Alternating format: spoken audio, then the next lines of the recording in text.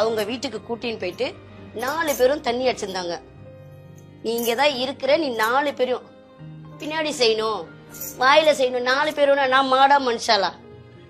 சரி ஓகே இருந்தேன். நான் அதுல ஒருத்தரை மட்டும் கரெக்ட் பண்ணி நான் சொன்னேன், இது மாதிரி அவங்களும் ரொம்ப ஹார்டா இருக்காங்க, எனக்கு ரொம்ப கஷ்டமா இருக்கு. ஒரே நேரத்துல 4 பேரும் இருந்தேன், அப்படியே இருந்தேன். அதுக்கப்புறம் என்ன சொன்னாங்க, நான் போறேன்னு. இன்னொரு ஆள் கூட்டி விட்டு நீ போ, வேற ஒரு ஆள் இந்த இடத்துக்கு வர வையி அப்படின்னாங்க. இன்னொருத்தர போன் பண்ண, அவளுக்கு நான் சொன்னேன் இந்த மாதிரி நீ வா, நான் எப்படி பேசணுமோ அந்த மாதிரி பேசினேன். என்னை கொண்டு போயிட்டு டி நகர் பஸ் ஸ்டாண்ட்ல விட்டுருங்க, நான் வீட்டுக்கு போறேன், அவ அங்க வருவா கூட்டிடு. அதுக்கப்புறம் என்ன கூட்டு விட்டாங்க.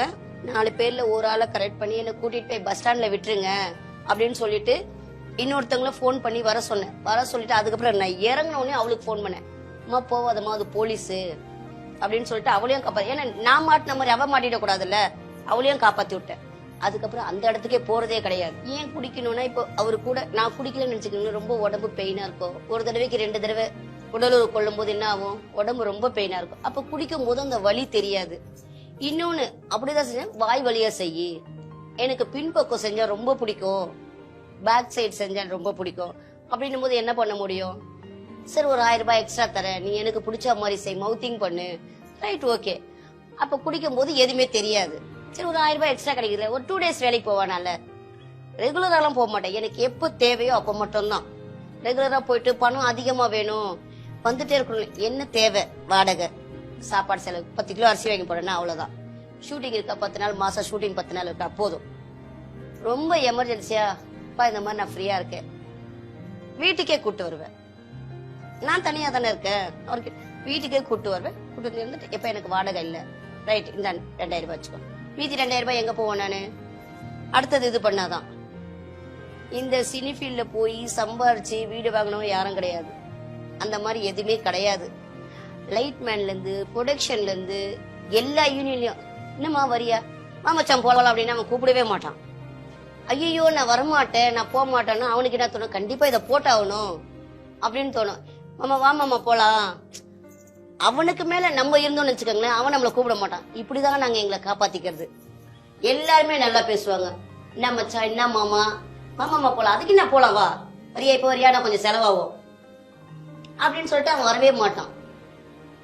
அசிஸ்டன்ட் டைரக்டர்ல இருந்து, டைரக்டர்ல இருந்து, பெரிய ஆர்டிஸ்ட்ல இருந்து அப்படியும் கூப்பிடுவாங்க. வாய்ப்பு தரேன்னு சொல்லி கூப்பிடுறவங்க இருக்காங்க நிறைய பேரு.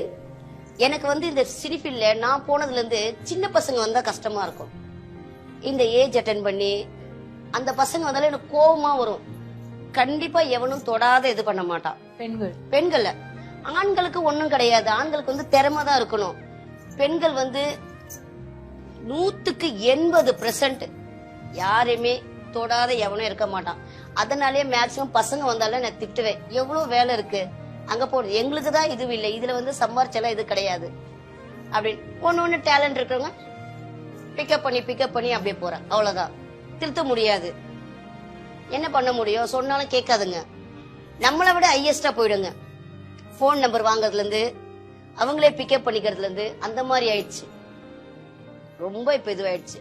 போன் எல்லாம் வந்தது, போனு மேக்சிமம் வீட்டுல வச்சுட்டு வந்துருவேன். செல்போன் இது கேமரா மொபைல் நானும் கொண்டு போக மாட்டேன்.